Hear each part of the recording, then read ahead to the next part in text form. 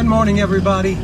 This is Pastor JC here, coming at you live on this beautiful Wednesday morning. I am driving while I'm doing this video, but do not worry, because my phone is on a stand.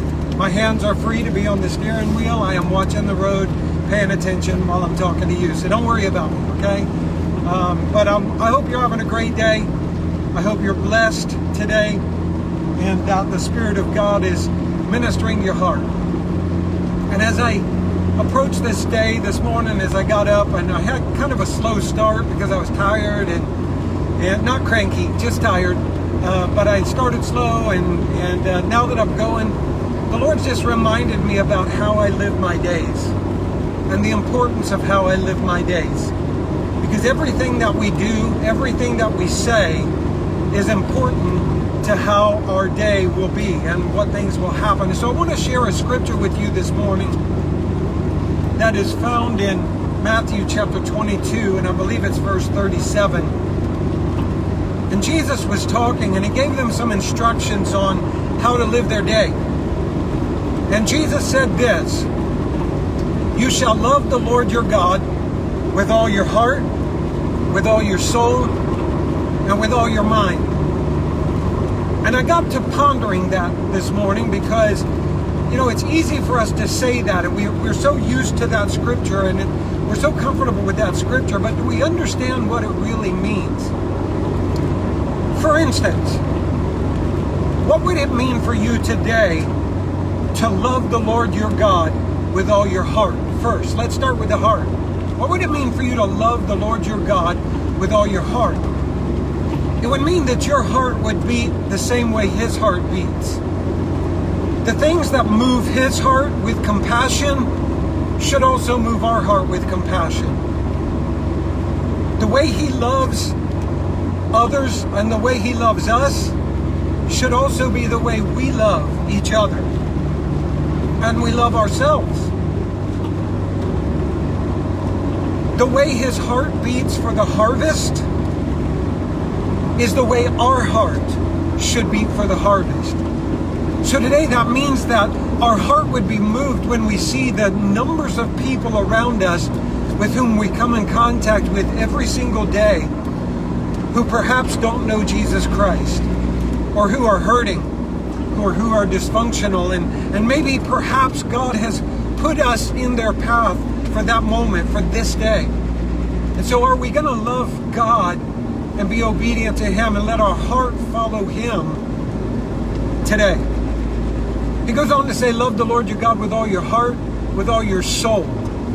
He now turns to something that is eternal. Your soul. Did you know that your soul is eternal? Your soul will never die. Your body will die, but your soul will live forever. And so God begins to speak here about some things that are eternal, to love him with all your soul. You see, when we think about loving him with all our soul, that means we never stop loving him. We love him for eternity, but that also means we love him out of a place of eternality, where the temporary things that are happening in our lives right now and the struggles that we're facing right now, they're temporary. They're not eternal. If we're loving God with all of our soul, we're loving him in an eternal place where the temporary things that are happening to us don't bring fear, and they don't bring worry, and they don't bring stress. They simply bring peace and joy, because that's the eternal perspectives of our God. And so when we love him with all our heart and we love him with all our soul, loving him with all our soul means we love him from a place that is anchored and rooted in eternal things, so the temporary storms don't knock us down. They don't tip us over. They don't destroy us. He goes on to say, love him with all your heart, love him with all your soul, and love him with all your mind. I think that's important, because your mind is the control center of your life. It's where the enemy wages the fiercest battle against you, is in your mind. And if your mind is surrendered to Jesus Christ and you're loving him with all your mind, that means that every thought is going to walk in obedience to him. That means that every thought that you think, everything that goes through your head will be surrendered to Him completely. And that the mental battle will be won because you love Him with all your heart, soul, and mind. When we think about mental struggles, sometimes we think about just those things that would tempt us and lead us away from Him. Those wicked things, those sinful things that would try to lead us away from relationship with Him. But sometimes the mental things can be more rudimentary in our lives. Sometimes the mental things are simply we're confused about what to do or the decisions to make. Sometimes the mental things can be a depression that comes into our lives and distorts our perceptions or the way we're thinking.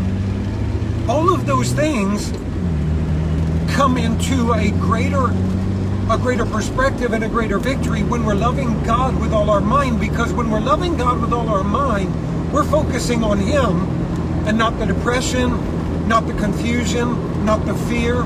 We're focusing on Him. His Word is getting in our heart and is transforming everything about us. So today I want to encourage you to step up beyond the temporary of where you are and see what it would be like to truly love the Lord your God with all your heart, with all your soul, and all your mind. Can you even imagine how that could change our lives as believers and how that could change our world if we, as each one as individual Christians, would begin to truly love God every single day with everything that is within us, our heart, our soul, and our mind.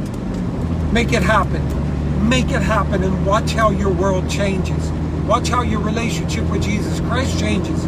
Watch how your struggles become easier and your victories become sweeter. I love you today, and I'm praying for you. For all of our Crossroads family, don't forget about Wednesday Night Live tonight. Still looking for some of you to come back and be a part of our Wednesday Night Live. So come on out, 7 o'clock. We're going to be in Hebrews chapter 12. I love you, and I'll see you then. God